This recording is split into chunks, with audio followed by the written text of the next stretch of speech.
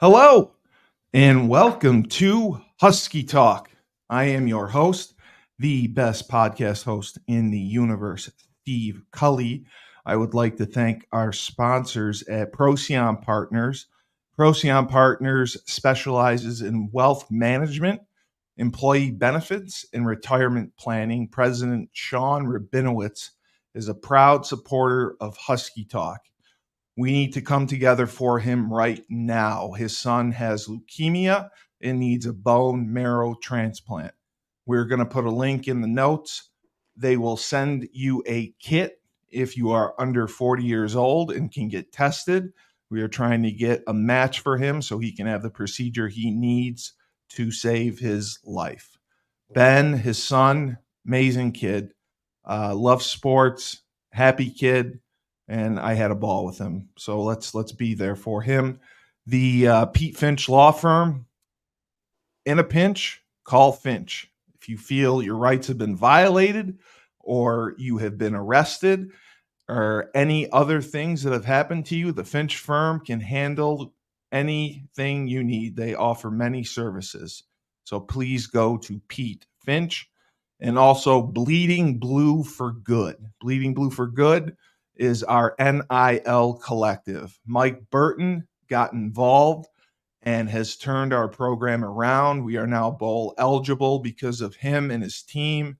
They have brought in amazing talent, and that talent has made a difference. We are now winning. He raised the money that he did with about 10 people. We need more people to donate for us to compete and to have continued success. Go to www.bleedingblueforgood.org to donate. And now to introduce my special guest, former UConn defensive mastermind. He was a dominant force and played professionally, Mr. Julius Williams. Julius, welcome to Husky Talk. Hey, thanks for having me, man. I appreciate the platform for sure. Yes. And I didn't call you Julian, which is good. I got your name right. The best podcast host in the universe can't get the name right. No, it's all good. Yeah, man. I was so excited. I had wanted to have you on for a while, and I was great that you responded right away and were willing to jump right on with us, and we're very happy to have you. First of all, have you been following the team at all this season? Have you been able to watch any games I have, man. here and there? I haven't had a chance to come to Connecticut and go to a game. But I do follow. I do watch when I can. I Yeah. coach youth football. Oh, You know, good. so sometimes that doesn't allow me to, especially go. Yeah. But even watch it sometimes because the team's playing at 12 and Yeah. we're getting ready for our 1 o'clock games. So but I'm super proud of the guys, man. I think Coach Moore has done a great job. And staff, one of my good friends, and former teammates, Kashif Moore, Yes. is on the coaching staff now. He's great. That's really cool to watch and staying in touch with him. So, just I'm grateful that the guys are, making some good headlines. Yeah, for once, right? I mean, we Right. we had a rough stretch for a couple years, so it's good that we're going in the right direction finally, and we're bowl eligible. And I think we really could win 8 games, possibly 9, with the final 3. Syracuse has been down. We should beat UAB. UMass is UMass, and I think that combined with the success of our basketball program will help us get into a conference, which is much needed. If we can get into one of the Power 4, Power 5 conferences, that will take us to the next level. For sure. And Julius, I was on campus for the first time in probably 20 years a couple weeks ago, and it was unrecognizable. I cannot believe the work that's been done. The basketball center, the volleyball center. the upgrades they've made to the football facility. I mean, they have put some money into the athletic facilities that are state of the art. I mean, it's top notch. I was really impressed with that. Because when I played there, we had old Memorial Stadium, and we had a locker room, but we also had trailers around it where we'd have our meeting rooms in. So to see what they've been doing has just been incredible, and I'm so happy that they're winning now. Um, I wasn't for sure, but where initially are you from? Where did you grow up? Well, I am originally from Decatur, Georgia. Um, you know, it was unique, man. Going to UConn, I get that question all the time. How do you get there? Yeah, yeah. I From all the Decatur, Southern Georgia. boys I asked that. I have no idea how. I had just talked to somebody else from Georgia. I talked to a couple Florida guys, and I'm like, how in the hell does UConn come down and get you and convince you to come up to the cold of Connecticut? Right, right, yeah, man. It was interesting on my behalf. I was a guy that played varsity football from ninth grade, so I began to get recruited Oh a little early. wow. And UConn was just one of the teams that once they began to recruit me, first of all, I had no idea, you know, about UConn being in the South. You see Georgia, Georgia Tech, Florida, Alabama. It's dominant. So I had never honestly even saw a UConn basketball game, to be honest. Yeah, yeah. So it was a new school. The thing that I liked about them, my recruiting coach at the time, Vinny Marino, Coach he was Reno, he's the adamant, man. man. I tore my ACL as a junior in high school, so it went from everybody, the Miamis, the Georgias, the Georgia Yeah. Techs, everybody who was calling me and talking to me all the time. It got very quiet all of a sudden. It got very quiet. Yeah, A guy with an ACL, yeah, first yeah. ACL tear. So, Coach Marino was just one of the guys that continued to talk to me, stayed close the entire time, and ultimately they were the first school to offer me. You know, so that loyalty, That says something. yeah, man, it just said something to me, man. And I got a couple, late offers that came in, but I just figured UConn, showed me love the whole time, so I wanted to show it back and commit, go to school there. Now, football in Georgia is much, much different than a lot of other states. You guys take your football quite seriously. Right. Did you play youth football at a young age? Did you start very young? I didn't, man. Oh, you didn't? Okay. Honestly, I played. So I went to a boys and girls club, right? And I had my childhood was different. Let's just say that. Yeah. My mom had lots of obligation. Yeah. Makes sense. She had, five other, we have five children, five Yeah. siblings. So Big family. big family. So when you got five children, it's hard to focus on one, and doing Absolutely. extracurricular activities. So um, we had a football team one year at a boys and girls club that I went to, and I got sponsored to play. It was a great coach, Coach Edwards. I'll never forget him. Oh, that's awesome. So I played, that one year, and then once that team folded, the next year I didn't get a chance to play anymore because it took effort, to take me to practice, to buy Yeah. equipment Yeah. was expensive. Yeah. We didn't have a lot of money, so once that left, I pretty much cried every year to play football. But my mom couldn't, dedicate herself to me playing, so Sure. I didn't play again until eighth grade. Um, and when I Did got, yep, eighth did grade. did you love football like the first time you stepped on the field? Did you you know Yeah, man, fall in love with the game? I fell in love with the sport, Yeah. man. So funny story. When I first heard, there was a football team, coming to the Boys and Girls Club. I know I'm 38 now, so 30 years ago, remembering it, I had lots of joy. because um, I had went to my uncle's house, my uncle Jerry. He was the first person that I knew to have a big screen TV. You know, so yeah, man. So he has a big 70-inch, something like that. In his garage. I mean, in his basement. He and all his buddies are over, watching football. And I'm like, wow. I'm gonna play football. You know, so they were watching the Cowboys, and I'm like, hey, what's that? And he's like, hey, man, that's the NFL. You know, I'm like, wow, guys play football on TV. He was like, hey, man, no, they actually get paid to play football on TV.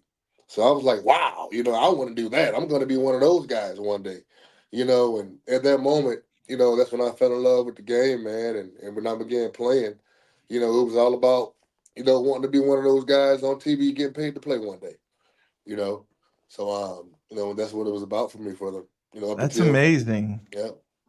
So, you didn't necessarily play through junior high. You would say you started your freshman year? Yeah, so I started in Georgia at the time where I was. We started high school in 8th grade. So Oh, yeah, so when I started school Towers High School, I began in 8th grade. So that was really my first true experience. yeah. Because the team I played on at the Boys and Girls Club, it was a tackle football team, but it was multi-age. It was like we had guys on our team that were in 3rd grade, 4th grade, 5th grade. It was weird, but this is how it was. So, like me as one of the younger guys, I didn't get much playing time. I was a backup. So, I didn't get my true experience until, the 8th grade. And that's a tough program. I mean, you said Decatur, right? Yes, sir. Yeah, that's one of the bigger schools in Georgia, correct? Well, I didn't go to Decatur High School as a big school. Okay. I went to Towers High School, Okay. which was about maybe 10, 15 minutes down the road from Decatur High School, but it was much, much smaller, Oh, much lower scale for sure. I got you. I got you. Mhm. And what position did they start you off at? So I started out as a wide receiver, believe it or not. It's just kind of one of those positions growing up, especially with my uncle being a Cowboys fan and always watching the Cowboys. I was obsessed with Michael Irvin. I wanted to be Michael Michael Irvin. Irvin, you Yeah. know. So and I was a pretty fast kid, athletic. So, naturally when I went out there, I wanted to be a receiver. And um I kind of was bigger than some other kids. So they put me at tight end actually. So that was my very, very first position. It was tight end. And then on defense, they put me at defensive end. You know, Ah, I yeah. got you. So first it been, it was tight end and defensive end. Did you like tight end? I did, man. Nobody told me I was gonna have to block. You know. Yeah, they never So tell you that part. yeah, so I didn't really. I mean, I enjoyed blocking. I mean, I was a pretty physical kid. Yeah, Even though I didn't play football growing up, I played lots of sandlot football. In the correct. neighborhood with just all the neighborhood guys, and we played tackle football without pads. So, I was already kind of a tough kid. It was an urban community. So I had it had its challenges that kind of made you tough.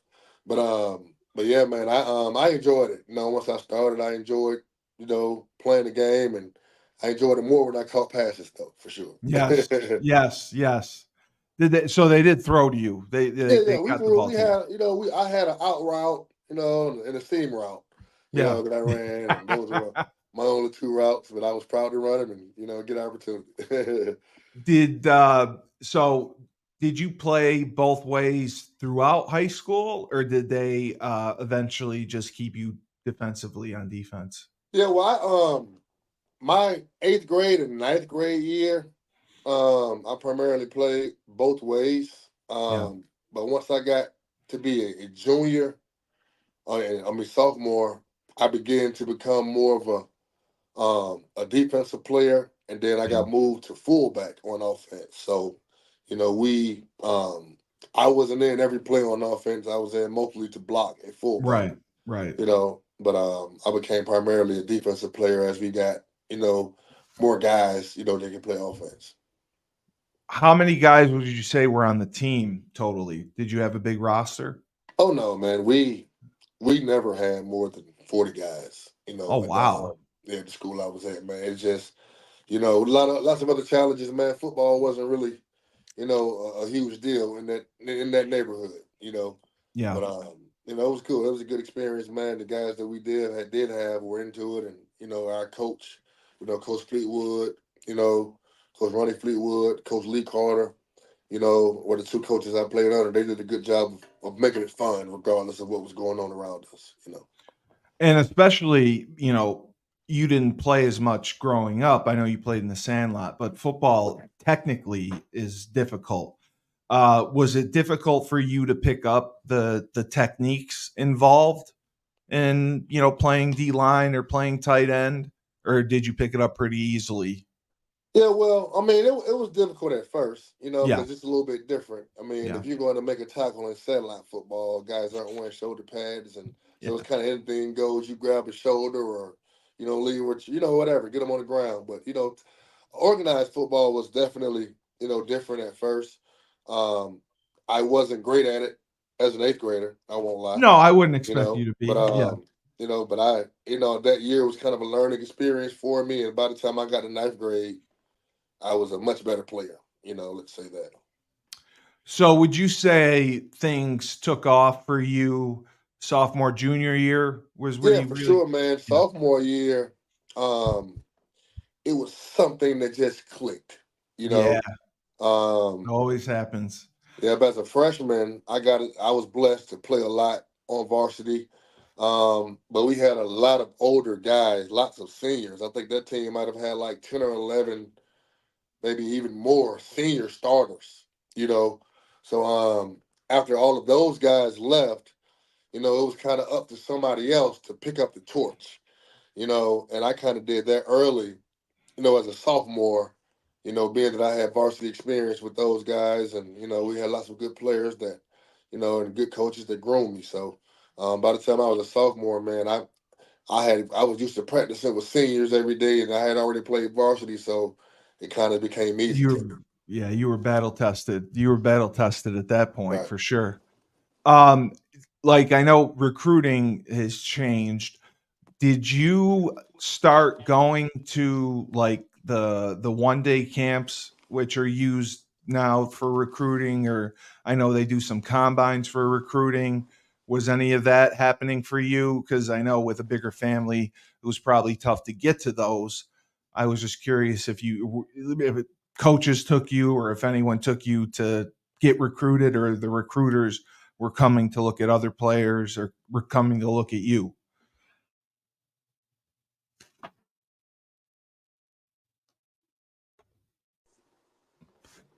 So we were talking about the recruiting camps, the one day camps, your sophomore, junior year. Were you able to attend any for recruiting, or were coaches coming to see you to recruit you? Would you say? Yeah, not early. I didn't really start going to camps per Yeah. se um, until like I was a junior, going into my senior Senior season. year, Like that was the right? first. Like that, those kind of things were kind of unheard of. Yeah, At yeah. least in my neck of the woods, It was you different back know, then. Yeah, at the time. You know what I mean? Like I didn't like there was so Y- it was I just didn't know about. You know what I mean? So it yeah. was I was excited to get another, going into a senior season because back then, man, where I was from, we didn't really even talk recruiting until you were, going into your senior season. You're right. You're right. It's changed so much now because of the NIL stuff, and Right. guys are getting recruited earlier and earlier. And I don't even know if there's restrictions on being able, like before, you couldn't talk to sophomores. Right. Now I think you can, but before, like when you were playing, they could only talk to you when you were junior. So your sophomore and junior seasons, you must have played very well. Like if you had to go numbers wise, tackles, sacks, you must have done very well if you can remember anything Oh yeah, I specific. was. Oh yeah, definitely. Like yesterday. You know what I mean? Yeah. And I as a sophomore, I I quickly realized that I was one of the guys. That was. I knew I was going to school. I knew even though I didn't think about going to colleges yet, it was something that was definitely beginning to, be a reality. From playing against That's different high awesome. school guys and dominating. You know, Yeah. so it was a cool thing stat wise. I think I might have had 15 sacks as a sophomore. You Oh, know what I mean? So I was really just running by people though. Like it wasn't like you were speed rushed, yeah, right? speed Yeah. rushing. Like it You were a wasn't great like I wasn't athlete. as Yeah. advanced as I became. Yeah. But and of course, I mean, everybody that I played against, they weren't power four, power five talents either. You know, Sure. so Sure. it became evident. I think my junior season, I had like 7 sacks, but that was in 3 games. Oh, Um, right. Because you yeah, got hurt. yeah, Right. the Right. third Right. game of the season, like I got hurt. I believe it was the second quarter of the third game of the season, but I was having a monstrous. Like I had 3 sacks in the first game. Oof. And I think it was either 2 or 3 in the second game, and then I had maybe a sack or 2 sacks before I went down. And I went down to a cut block. Ah, Because I didn't I understand how to hate play the those. cut block at the time. Yeah. And they were. I imagined somebody on the other side was like, "He's killing us." Go cut We got to cut them. Yeah. Oh, I him. hate cut blocks. Yeah. I hate cut blocks. I hated having the cut block, and yeah, I don't like that either. I'm sorry that happened to you. So you Man, were having a bang up junior year, oh yeah, I and was killing it, man. I was definitely, headed. so so then that's a long recovery process when you tear your ACL. You have to do the surgery, the rehab. But you were able to go to some camps your junior going into your senior year. Yeah, man, it was challenging too because coming up of an ACL tear, like I was a guy that was already explosive. Like I ran 4.5, Yeah, as a sophomore. So I was explosive. I was used to being, fast, athletic, quick. Change of direction was really good. But after an ACL tear, it's not the same. it changes You know, things. Yeah, it changes, especially right after doing it and rehabbing after that year. You know what I mean? yeah, So it was challenging, man. So when I did go to camps, I had like a huge knee brace. yeah. To Didn't where have the best, didn't have the best insurance back then. I was on, yeah, the state insurance, Medicaid is for the poor people. You multiple know, races. yeah. So yeah, man. So it was they were calling me Little Tink Tink, man. So that was fun, man. But I beat adversity. I think I went to Georgia, camp, Florida, Auburn. Um, you Oh, so know, you got around. Good. yeah, I got a good experience. I think we might have went to about 5 camps that summer. And I Yeah. got invited to a MSL top 100 um, recruit in the South type Yeah. camp. But it was fun, man. I just, it was one of those things. I just wanted to go out and get seen, regardless of having that big knee brace on. So you go into your senior year. You must have had pent up energy from missing part of your junior year, and you wanted to show your stuff. You must have had a great senior season. Yeah, definitely, man. And that also started, it was challenging because, as I said before, man, you're this guy that's used to being explosive, You got to right? You're change your used to, game. so I just wasn't that anymore, Yeah. So a lot of things had to change, as far as my movements, things that I can do, things that I couldn't do. And I really just had to gain the confidence mentally again, of not being the same, athleticism that I Yeah. was the You year you before. adapted. You That adapted. yeah, man. So, but it went well. My first game was, my knee was as big as a house, and I made a lot of excuses, for why I couldn't play the way I should. But eventually, it clicked, and I had 19 sacks that season. You You know, had 19 so sacks. yeah, man. Wow. But they played me more of a. I was more of an outside backer. You Yeah, know, you were a you stand up know, guy. at that time. So we ran a a defense to where I could be outside and outside the box and blitz a lot. So They I were was taking smart things to that way. utilize you that way Right, exactly. instead So I of putting wasn't you. really on the line of scrimmage as Yeah, much and engaging as many guys. I was just kind of going. got you. And UConn never relented from recruiting you. They stayed on top of you. They wanted you. When did they officially offer you? Would you So say? I they didn't officially offer me.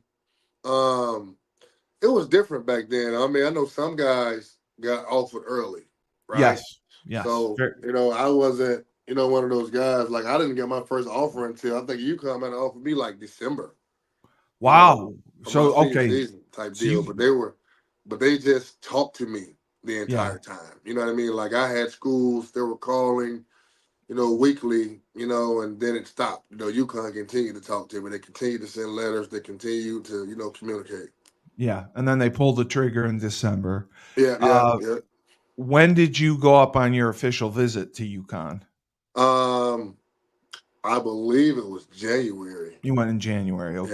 Yeah, Because yeah, we have a long break. That's why it's yeah, tough yeah, sometimes. yeah. I Did believe did it was. you commit to UConn before you went on your visit, or did So you I just did not. okay I did not. I committed on the visit. on the visit? Good. That I didn't commit before. Yeah. Because I didn't know You know anything anything about about it? Yeah. Connecticut, man. I knew it was a school. It was Yeah. great because I was being recruited by them, but I just didn't know much. So when I went on a visit and met Coach Etzel and all of the everybody who was there and saw guys that were good players that were there, like Uyo Sunday was one of the first guys that they mentioned to me, of Yeah. course. Yeah. So it's funny you mentioned his name earlier, but I just He saw the spoke very highly of you. yeah. Yes. So I just saw where the program was going, man, and and what they were already doing, and I was like the guys that were there and got a relationship with guys and on the visit and decided to commit. Yeah. I mean, because UConn, Coach Edsel prided himself on always having a strong defense. We were always tough defensively. You guys were always tough up front. And I think that made all the difference in the world. The guys like Uli, and then, they brought in guys like Danny Lansana, Darius Butler, Tyvon Branch. I mean, you get players like that, they're difference makers. And Right. then, we had, when I played, it was Alfred Fincher and Mo Lloyd, Yeah. just incredible, incredible talent. Right. So Right. you got to be a part. I mean, you jumped right in. Um, and coming from Georgia, you go to UConn. You start camp early August. Was it a major adjustment for you? Where I came from, I'm from upstate New York. Upstate New York football compared to Georgia is probably like Pop Warner, compared to what you guys are. Mm. We have very bad football, so it was culture shock for me. Like I think I was an offensive lineman, and I believe I went probably 2 weeks. I don't think I touched anyone. I don't think I could get a finger on any defensive lineman. Everyone beat the crap out of me. So was it culture shock for you, or did you feel like you were able to adjust and fit in pretty easily? It was definitely a culture shock. I think it was a culture shock, not really physically, um, because I played good high school football, Yeah, you did. against good talent. I played against lots of guys that were went to Georgia and Florida and Georgia Tech and Alabama and all of these. So um, it was definitely faster Yes. because it was college, of course. Guys were bigger, you Yeah. know. So and then it You're just about the 6'2", 6'3". yeah, yeah, yeah. See, that's six. I was, at the time I came in, I was about 6'2", maybe 205 when I got there. Oh, geez. Wow. So Well, you were linebacker. That's yeah, right. but they wanted me to play inside linebacker, so that was a culture shock. It was more Oh, mentally than anything, just having to learn yeah, that's a so lot. much, man. Coach Orlando was a very intricate He is. guy, Yes. and he was very, very challenging. He challenged Yes. me. He challenged me more than anybody has ever challenged me in my life.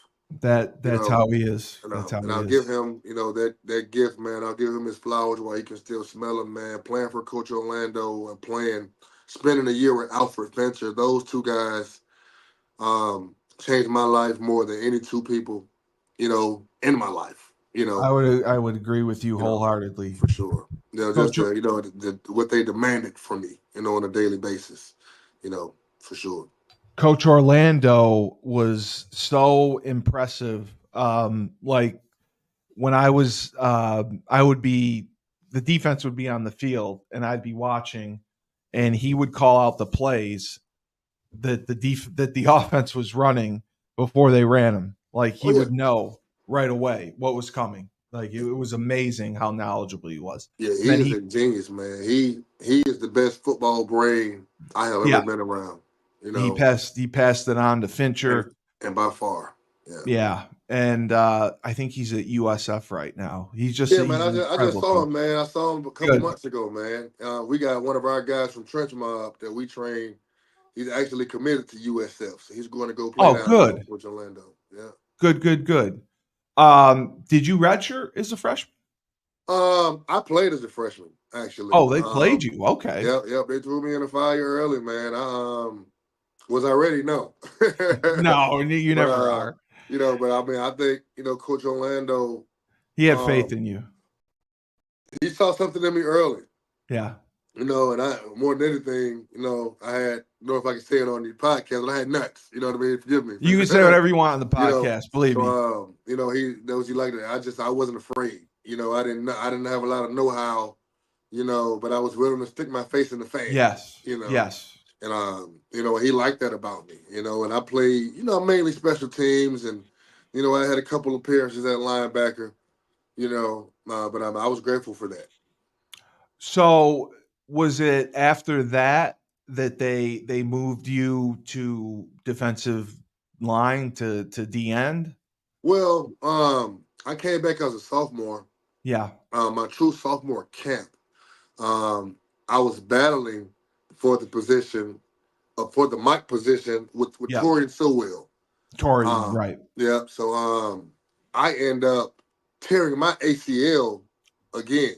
Oh, Um, and the reason I tore it is the guy that did my surgery in high school did apparently a didn't do a great job. didn't do a Of great course, I talked job. about, I Oh had the god. state insurance, I didn't have the best health care, Yeah. so, when I got to UConn and I Yeah. had surgery there, the doctor was like, look, man, I basically just fixed the mess, from what they did Yeah. before.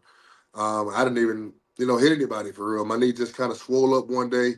So Yeah. I needed to have surgery. So I ended up missing that entire season. So that was my Okay. redshirt season, you Okay, know. good. And then I came back as a redshirt sophomore. Right. I was battling for the position, and this is the moment that changed my life forever.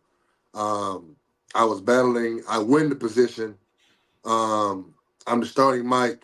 The entire camp. A day before the season starts, you know, we have that last, meeting, before we get into game week. They post the starters on the board. I've been the starting Mike since the spring. They posted on the board in front of the whole team. All the donors are there. Everybody that's involved with the program. It's supposed to be a celebration. I look on the board. I'm the number 2 Mike. You know, You going through spring, going through camp, winter yeah, workouts, yeah, everything. yeah. You're the starting Mike. I'm the starting Mike. Yeah, And the game week, you're listed on the depth chart as number 2. number 2 going into it. Like you could hear Nobody talked to you. Nobody. nobody talk to me. Coach Orlando didn't talk to me. Coach Etzel didn't talk to me. Like it was literally, I walk in there feeling good, getting ready. I had already started watching film on the team we were playing. You know, um, I'm gung ho, ready to go smash something. And they tell me, they don't even tell me. They just put it on the board in front of everybody. I You know know, exactly what you're talking yeah, about. man. So a pin drop. Like you can hear a pin drop. Like the Yeah. entire team was all eyes on me when that happened.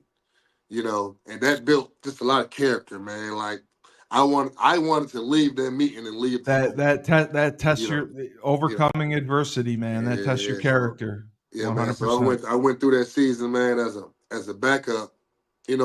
Mike linebacker, and I played sparingly, man. But not as much. That They didn't rotate you like 1 for Not 2 really, because you or really don't. No, linebacker, you really don't rotate.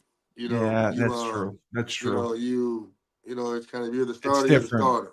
You know what Yeah. I mean? And then Yep. come to find out, I talked to Coach Orlando afterwards. They didn't trust me in the pass game, like run game. I just wasn't as worried about receivers as I was worried about running backs. Oh, of you know, course. so that was It would have ultimately, been the guy they put in front of me. They trusted him more, in it would pass have been coverage. nice if they told you that, a Right. month before. Yeah, exactly. So whatever. But it built a lot of character, man. So going into You my fought through junior it. season, I went to Coach Edsel. After the exit meetings after the year, it was like, look, I'm transferring. I'm, I'm I'm out. not gonna stay here. Yeah. To be a backup. I'm a much better player than that. I got other schools that I've already, contacted and talked to that said they got use for me. I'm going there. And that's when he told me, hey man, I think you should stay here and we want to try to move you to a new position, defensive end. And I'm like, you know what? That's the position that I started out playing in the 8th grade. I played defensive end in the 8th grade, 9th grade, 10th grade, 11th grade, and I got moved to outside linebacker as a senior to protect my knee, pretty much. You know, so I was excited about moving back to defensive end and wanted to give it a shot. Good for you. Good for you. I had a similar situation going into my senior year where my exit meeting with Coach Edsel did not go as well. He had told me that not only would I not start, I would have to fight to be a backup, and I would most likely be on scout team, and I shouldn't disrupt anything. Right, And I was fuming all day. I remember that day like it was yesterday. I was fuming and fuming and fuming. Finally, at 6 o'clock, 7 o'clock at night, I asked my friend to drive me down to his office. I was prepared to tell him off and that I was transferring. right, And the coaches had all left. And I took it as a sign right, from God that, okay, maybe I should stay. right, So I had the mindset, you know what? I'm just gonna outplay everyone and start just to piss him off. I right, want to show him that he's wrong.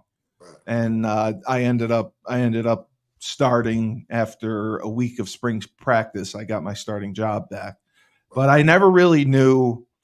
Um, I didn't find out until recently that he was testing me or if he really wanted me to leave. right, And I had him on the same podcast that you're on, and he had said that I was testing you. I wanted to see that you would stick with this and overcome the adversity that was thrown in front of you. no, for sure. Um, but yeah, that's so hard to handle. But it's good that you had a good meeting and he wanted to move you to D end. So you move there, and that's a transition because now again you've had two ACL surgeries. You're going back to playing DN pass rushing. That's a whole different world. You got a hat and hands. You got to know how to use your hands, chop, rip, swim, all that other stuff. Right. Did you work on that in winter workouts or the off season, trying to acclimate better to D end, or did you feel that you had a good grounding since you had been playing it for so long? Yeah, man. Pass rush was easy. You Yeah, know, yeah, I was a good athlete. yes, So it was mainly, and then they put me in situations, that sophomore season where we didn't have a lot of depth at defensive end, so they would use me sometimes to pass rush. So right. I mean that part I had already been working on that part. And it was something that I had natural hips or natural explosion. So, Great explosion. but Yeah, it was the run part that was it was a lot you different from know, high school. Let's say that. High nobody school wants I'm to play not. the run. High school I'm going against. The guys in front of me are maybe 6'3", 220, Yeah, 240. Now you got 6'7", you know, Yeah, and 300, in front of you. So, you got to set the edge. Yeah, it's yeah, tough. setting the edge, learning stunts and stuff like that. So that was a challenge. But like I said, I didn't come in as a starter.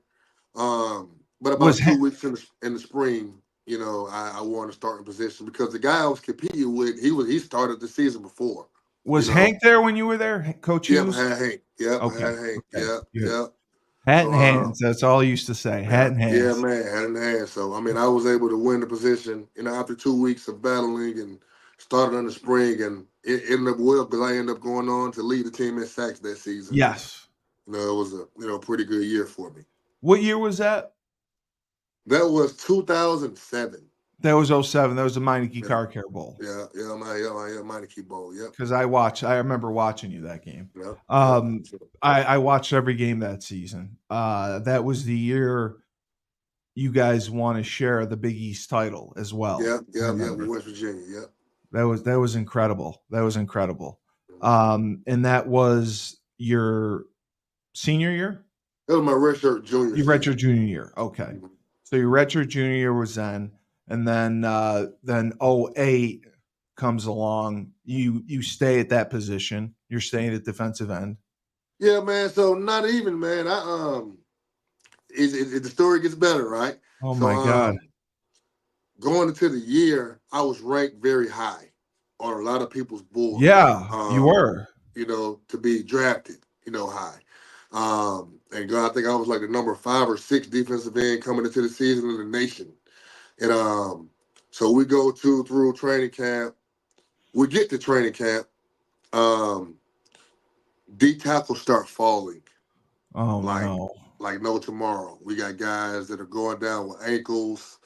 We got guys tearing ACLs. Oh no. So I think we lose about 4 D tackles. So guess who has to play D tackle? They moved you you inside. know, They yeah, moved you man. inside. Oh my good Yeah, God. so they moved me inside. And that was the worst That is day the of my life, worst. one of them. It was worse than tearing the ACL because I had so much, There's promise so that much season coming at at defensive you. end. Oh But my I God. just spent honestly, I could have been like Aaron Donald if I had that mindset. But Sure. my mindset was I wanted to be a defense. I tell people all the time I could have been the first Aaron Donald because in pass Yeah. rush they couldn't do anything with me. But I Yeah. just was moaning and complaining that I was a D tackle.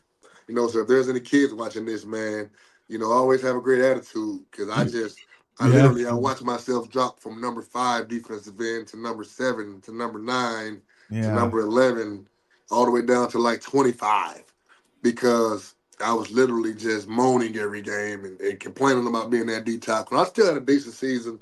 Yeah. I think I had 7 sacks, that year, and and That still is good. played good, but I just didn't You play as weren't you weren't well as I happy playing complained. there either. I wasn't dominant at D Yeah. tackle because I Yeah. wasn't happy. And I'm sure you were undersized as Yeah, well. definitely. I was 258, you know, Jesus Christmas. Wow. and I pretty much started at D tackle. Well, God bless you. and Coach Hughes Coach Hughes was a great guy, man. He made me. I loved Hank. I loved Yep, he Hank. Yeah. started me at defensive end, but once the game got going, I played D tackle. Would he move you out in pass rush situations like on third down or anything? Did they have a pass Nah, rush I group? played. No. Well, we had our best 3 players that year were our defensive ends. It was me, it was Cody Brown, and then it was Cody. the Yep. guy, and it was Lindsey Witten. So Okay. we So were you the had best D linemen, yeah. at UConn that year. So I Yeah. mean, to ultimately to have all 3 of us on the field You at the had same everyone time, out I had to there. be the D tackle. Yeah. Got you. Okay. So senior year comes around. Are you staying inside or they move you back out? Well, that is my senior season, That 2008. was So, that was your senior yep. okay, So, so that yep. was I your senior just, I season. just, I just got to fight it And out, man. that was Papa John's Bowl? International Bowl, International Bowl. International Bowl. We went and played in Buffalo? Toronto, played Buffalo. Yep, yep, Yeah, yep. I was there for that one as well. I was there Yep. for that one as well. Right. Oh, wow. Okay. So you knew afterwards, I mean, you're a good enough athlete. You had a couple good seasons. I mean, and God, you jumped around. So you showed versatility. Right. Did you knew you wanted to play at the next level? Did you go right about getting an agent and trying to get that started, or did you Yeah, wait? but I had agents began to contact me Yeah, in the summertime going into my your senior senior season. year, right? I had a very high draft grade, Yes, you at did. the time, so I was expecting to go second round, Yeah. third round at the least. Um, I didn't quite understand how things worked at the time with injuries and having two ACLs and things like that would go into the play. But just on paper, before the ACLs, everything lined up. Like I Well, ran. your numbers, yeah. Yeah, man, I Jeez. ran. Yeah, I had numbers. I led the team in sacks that year. I ran 4.5. I had 40-inch vertical. You know what I mean? Like, so it was things like I lined up as a first round, second round, Jeez. edge. But moving inside, took a toll on me. And like I said, I pretty much pouted the whole year. So I didn't Yeah. want to play D tackle. So, my play just I dropped on a lot of boards, and then I did Sure. something very stupid. Um, Going into the International Bowl. I Going into the International Bowl, I there was a receiver, Eric Bichette. He's like, "Hey man, I'm faster than you," you know, and I'm like, "We were joking." And I'm like, "You're a slow receiver, right?" Yeah. Yeah. and I was like, "Man, I bet I'm faster than you." And he was like, "Man, you ain't faster than me." He was like, I bet you Oh, $100, Jesus. that you can't beat me in a race." So we end up racing a 50-yard race probably a week Oh, before the God. International Bowl, and I end up Tell me pulling my hamstring. you pulled your hamstring. Yeah, of course. so I played in the International Bowl with the pulled Oh, hamstring, good God. and didn't play so well. And then I was supposed to play in the East West Shrine game, Yeah. but obviously I couldn't play in the East West Shrine You had to game pull because I out. had a pulled hamstring. So I ended up waiting a week, and I played in the Texas versus the Nation game. Uh, Oh, I yeah, remember that yeah, one. yeah. Yeah. And I had a good time out there, and then I missed the combine by a vote. You know, Oh my so God. yeah, Are you yeah. serious? You needed 7 votes from the committee, Yeah. and I guess the committee decided that because I had two torn ACLs and my grade had dropped a lot, during the year, that I was one vote away from Well, I being mean, the you know what? The combine isn't the be all end all. right, And, you have your pro day. You can also go to other schools' pro days if you have to. right. So you had your pro day at UConn, I'm sure, Yep, right? yes, Were you sir. able, did you need to go to any other pro days or did you just Oh do no, the, I just did UConn. I how'd you, still, even after missing the combine, I still felt pretty good. Like I was on most yeah. draft boards, they still had me going like fourth round, And were fifth you round. signed at this time by an agent? Yeah, but yeah, I had an agent Good, signed with Perennial Sports, a guy named Tony Page. good. Um, I was I was training, down in Bradenton, Florida, with a guy named Mike Goff, who's a world renowned, World renowned. combine Yes, he trainer. is. You Perfect. know, so They I got you felt covered. good. Yeah. So going Now, into it, man. did you have to take the semester off?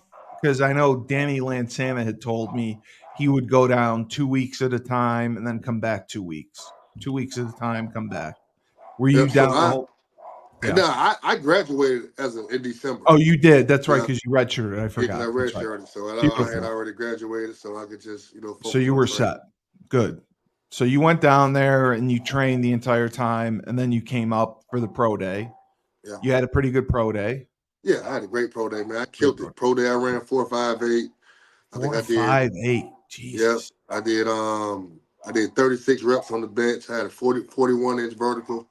I think I broad jumped like 9, 10. I felt good leaving, man. I You walked out. freaking I killed went my in. number. I walked out, Wow. dropped the mic.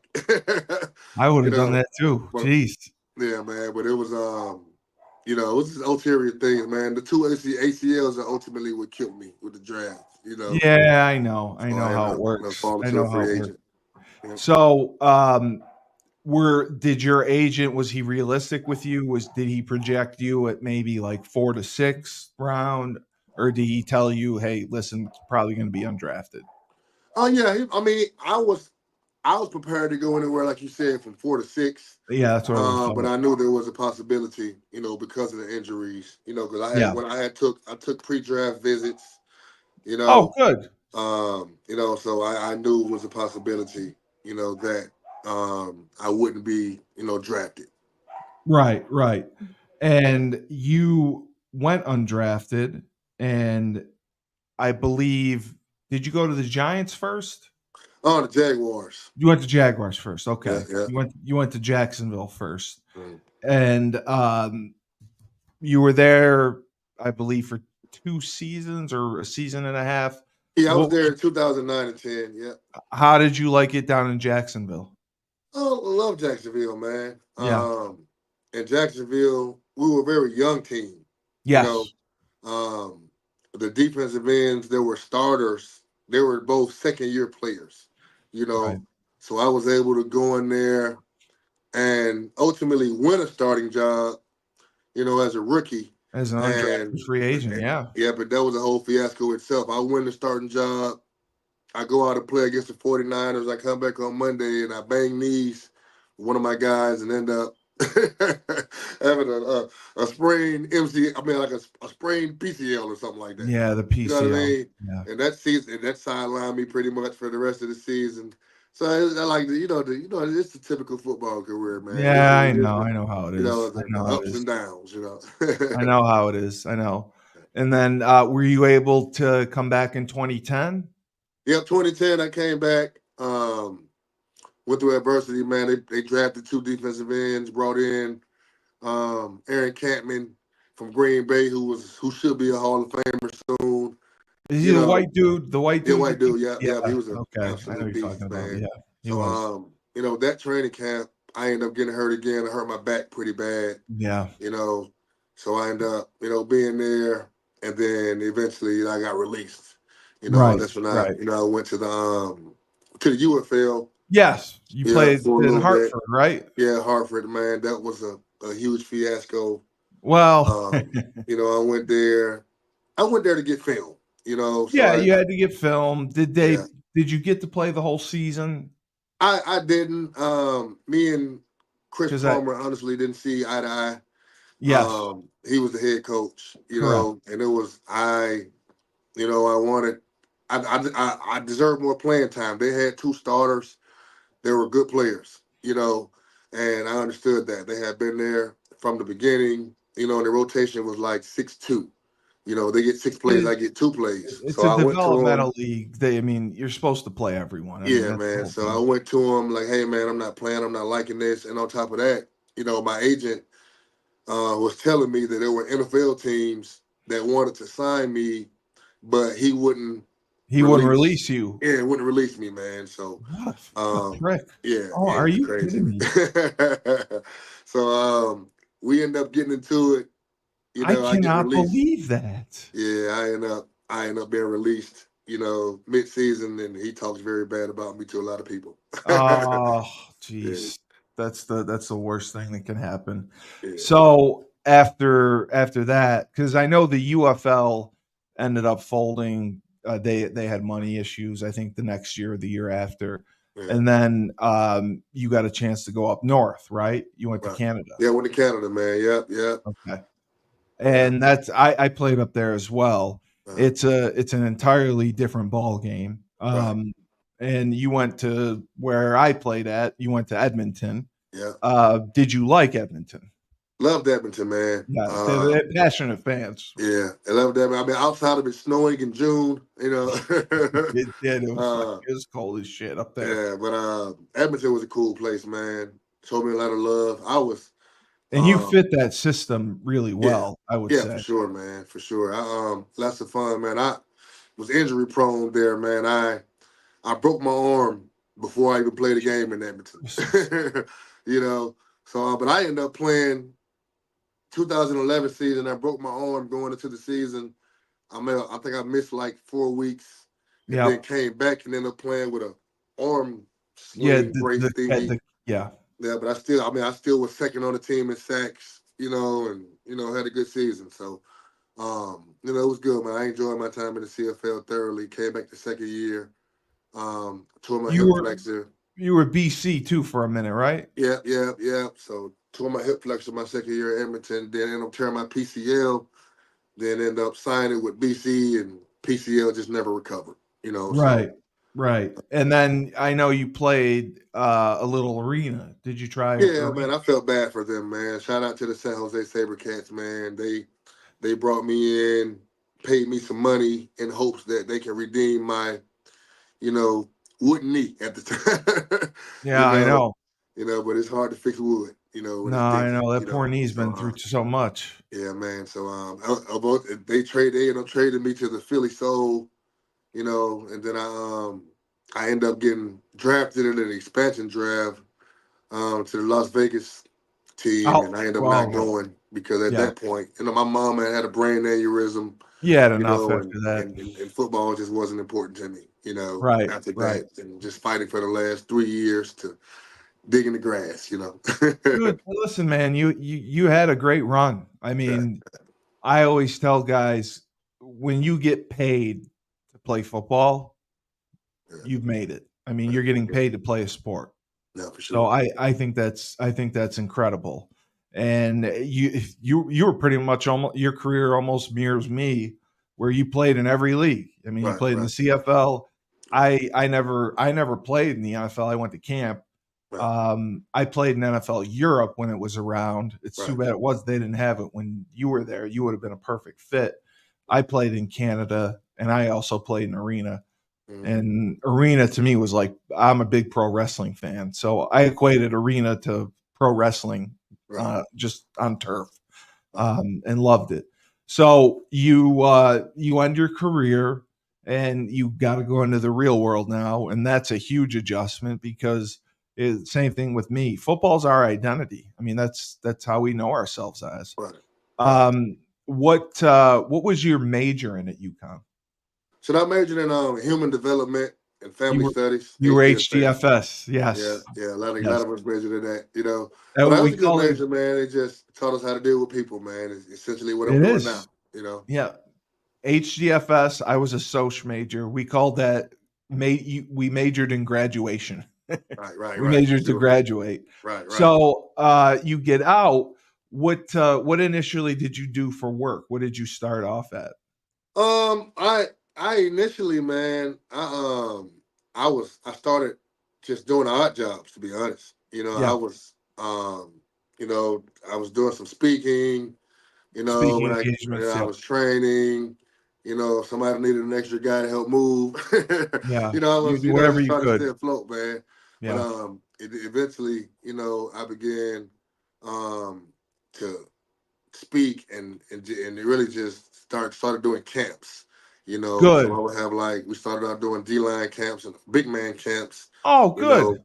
and then eventually, man, it got bigger and bigger and turned into trench mob, and then we started some That's what after it is school now. programs and yeah, Okay. for sure, man. So I went back to my old high school, um, just to say hi to everybody. I was the first ever, guy to play in the NFL for my high school, so it was pretty big deal. I went there and just wanted to pour into the young guys who were there, and and then from there I just started training and helping kids.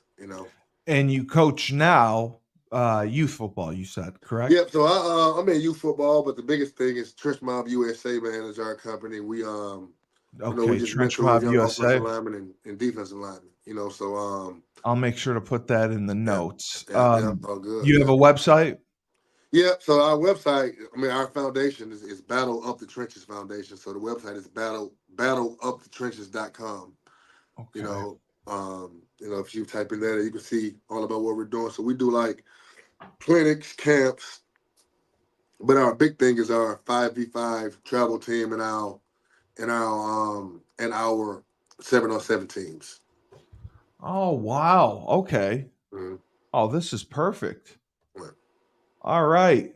So I'll put you in touch with my partner is a guy by the name of David Schuman. Okay. He kind of pioneered the 1 day recruiting camps. Okay. He used to run them nationwide, and Nice. he's someone who has experience with camp running, and he could probably help you or answer any questions you have or Sure. any areas that you're trying to get into. He could definitely set you up with that.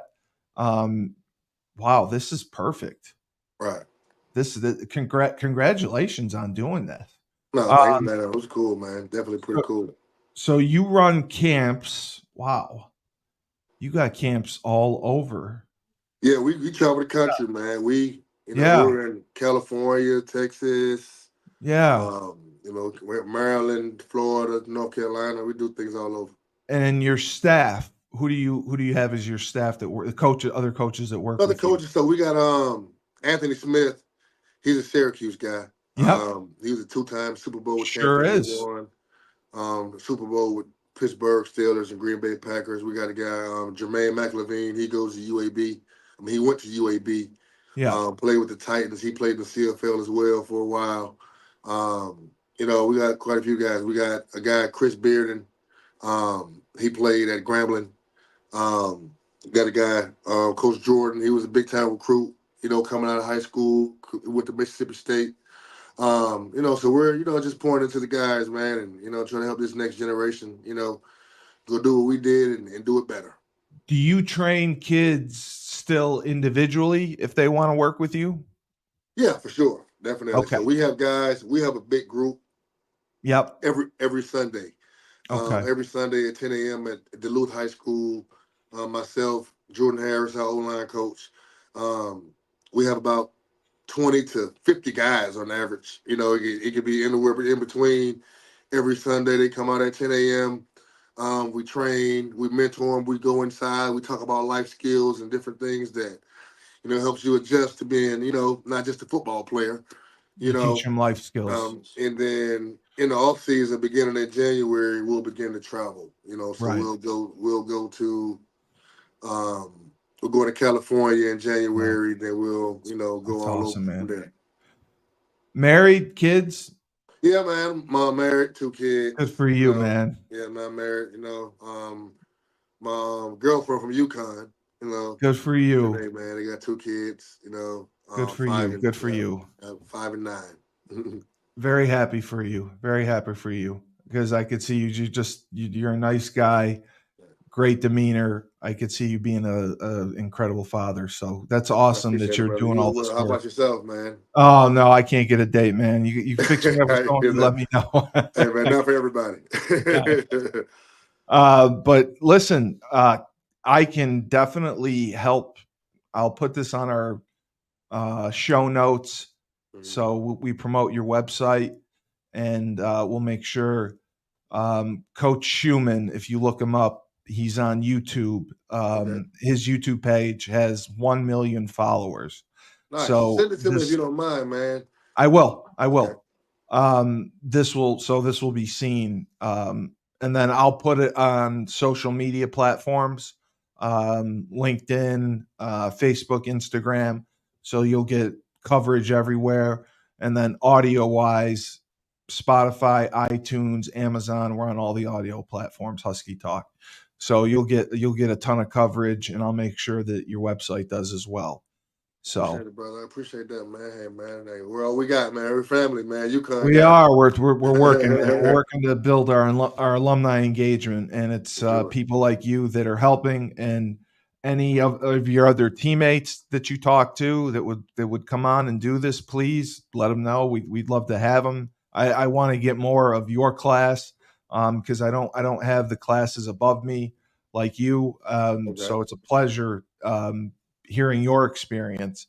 And my God, talk about toughness, talk Right. about overcoming adversity, Right. talk For sure. about everything being thrown your way and Yeah. you never giving up. And just And that's God what it's bless you about, for man. doing That's that. what I tell these kids these days, man. Like, Yeah, oftentimes our plan is this, and then what it really goes, up and down. it It's really does. about, It does. It does. resilience, man. It, The it, it guys that can be resilient are the guys that last the longest. You said it, resilience. And that's unfortunately the transfer portal has kind of taken that away because if a kid doesn't play right away, now they want to transfer. And they Right. can without sitting out a year. And like you said, you have to put the work in to develop. and eventually you will play. Right. I mean, it's very, very rare for a freshman to come in and see the field. You came in because you were a tremendous athlete and you got to play as a freshman. But Right. that's a rarity. Yeah, You for have sure. to develop. So Yeah, it's good man. that you're teaching those principles to them so they know going in what's expected. No, for But sure. I have to say, you had your journey's just wild. What an incredible journey! No, for sure. And I know your senior year may have been rough, but you always seem to have a positive attitude, and you try to put a spin on it. And I love that. I really do. Yeah, man. So I want to thank you for being on Husky Talk. I wanted to have you on for a while. Thank you for responding right away as well. For sure. Ouya Sunday talks about you very highly. Just says you're a great guy. Yeah, Speaks the man. world of you. He thought you were a great player. I saw him this past weekend at the UConn game, and I hope we finish things out strong and get to 8 wins. Hopefully, go to a bigger bowl and get into a conference. And No, for sure, man. Yeah, tell yeah, Uwe I said hello too, man. Tell Uwe, I man. will. I'm going to tell him right away. I watched more film on him in college probably than any other human being. So I will tell him. I will tell him that for yeah, man. sure. So yeah, I got him. He's the reason I became what I became watching him do it, man. So He'll no, love for to hear sure. that. I will tell him that for sure. He was excited that I had you coming on, Right. and he was also the one that corrected me about your name. All right, I now all said it wasn't Julius. good. But for Julius Williams, former UConn defensive superstar, played in every league imaginable. All right. I am your host, Steve Cully, the best podcast host in the universe. Again, we have to thank our sponsors, Procyon Partners, Sean Rabinowitz. His son needs a bone marrow transplant. We'll put the website on there. You can request a testing kit to be sent to your house. It's just a quick cheek swab, and we got to save his son, Ben. He needs a bone marrow transplant. And Pete Finch, if you feel your rights have been violated, personal injury, you've been arrested, wrongly accused, they offer many services. In a pinch, call Finch. And Bleeding Blue for Good, Mike Burton has done an amazing job bringing talent in, and we are going to a bowl because of his work with Bleeding Blue for Good. Our NIL collective has raised a tremendous amount of money, but we need to do better. For us to have continued success, Mike raised this money with 10 people donating. Oh, we don't need thousands of dollars. We just need more people donating. So go to www.bleedingblueforgood.org and donate. And that is all. So for Steve Cully again, the best podcast host in the universe. Remember, when life gives you lemons, don't make lemonade. Take 2 oranges.